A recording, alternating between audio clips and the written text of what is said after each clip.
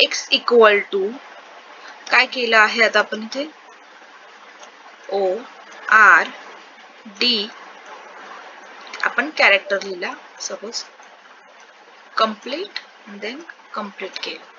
आता आणि त्याच्यानंतर काय केलेलं आहे आपण प्रिंट x. आता हे जेव्हा तुम्ही कराल त्याच्यानंतर त्याचा आन्सर काय येणार आहे प्रिंट x असं केल्यानंतर आन्सर काय येणार आहे 65.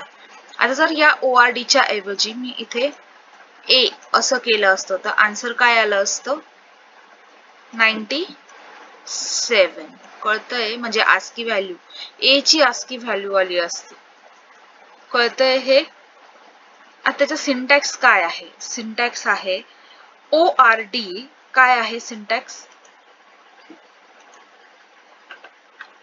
ORD इन ब्रॅकेट जे पण कॅरेक्टर तुम्हाला पाहिजे आहे ते कॅरेक्टर हे आहे सिंटॅक्स. कळतंय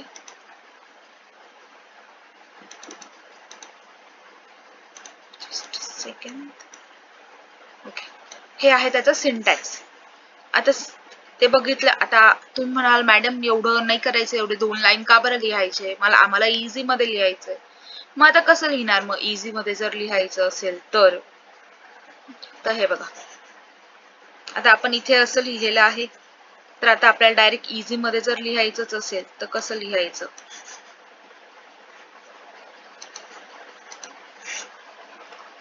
प्रिंट इन ब्रॅकेट हे जे पण फंक्शन आहे ना आपण जे इथे दिलेलं आहे बघा दिसतंय हे फंक्शन दिसतंय हे बघा दिसतंय हे फंक्शन आपल्याला इथे लिहायचं आहे ORD in bracket suppose A. एवढं लिहिलं तरी तुमचं ORD फंक्शन वर्क करणार आहे आणि तुमचा आन्सर काय येणार आहे 60 ना 65. कारण A ची आस्की व्हॅल्यू काय आहे कॅपिटल A ची आस्की व्हॅल्यू काय आहे 65 आणि स्मॉल a ची आस्की व्हॅल्यू काय आहे 97. आता जर का कॅपिटल B घेतला त्याची आस्की व्हॅल्यू काय येईल 66. B घेतला तर स्मॉल केस मधला B घेतला लोअर केस मधला B घेतला तर व्हॅल्यू काय येणार आहे 98. करेक्ट. आता हे झालं ORD फंक्शन.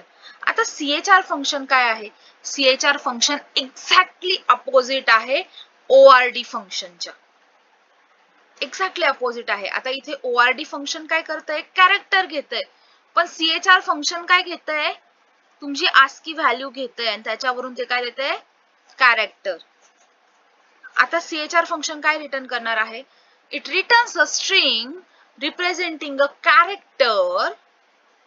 काय रिटर्न करणार आहे कॅरेक्टर रिटर्न करणार आहे whose Unicode point or ASCII value is an integer. ज्याची ASCII व्हॅल्यू इंटिजर असणार आहे त्याचे स्ट्रिंग किंवा त्याचं कॅरेक्टर ते रिटर्न करणार आहे.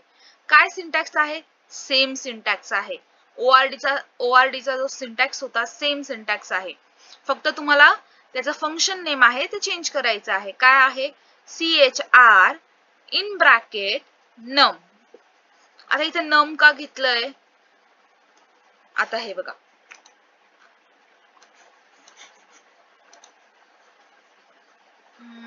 एक मिनिट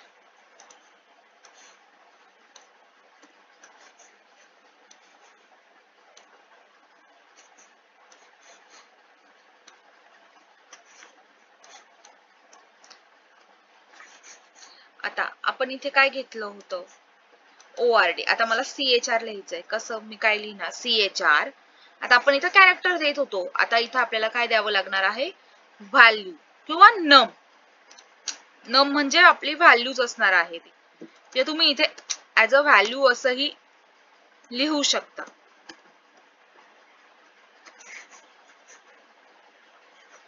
आले हे आहे CHR चं सिंटॅक्स. आता हे CHR चं सिंटॅक्स झाल्यानंतर आता मला लिहायचं आहे प्रिंट CHR इन ब्रॅकेट 66. मी 66 देते काय प्रिंट होईल जर मी 66 दिला तर? काय प्रिंट होणार आहे? कॅरेक्टर कोणतं प्रिंट होणार आहे? बी. करेक्ट. 60 जर 65 दिला असता तर काय प्रिंट झाला असता? कॅपिटल ए. करेक्ट. आता मी जर 69 दिला तर काय प्रिंट होणार आहे? ई. कसं केलं मी? ई कसं काय आणला? कारण ए ची व्हॅल्यू काय आहे? 65. बी ची व्हॅल्यू काय आहे? 66. सी ची व्हॅल्यू काय आहे? 67. डी ची व्हॅल्यू काय आहे? 68. ई ची व्हॅल्यू काय आहे? 69. असंच झेड पर्यंत त्याची व्हॅल्यू असणार आहे. तसं सेम जर ए ची व्हॅल्यू जर आता आपण कॅपिटल ए ची बघूयात. स्मॉल केस ए ची बघूयात. काय आहे? 97. बी ची व्हॅल्यू काय आहे? 98. मग सी ची व्हॅल्यू काय आहे? 99. डी ची व्हॅल्यू काय आहे? 100. अशा प्रकारे जर मी स्मॉल केस ई लिहिला तर व्हॅल्यू काय येणार आहे?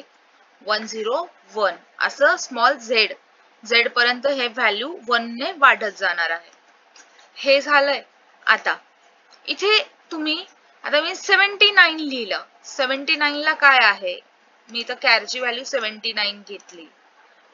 तर 79 जर घेतलं आहे तर 79 ला काय आहे? 0 नंबर आहे.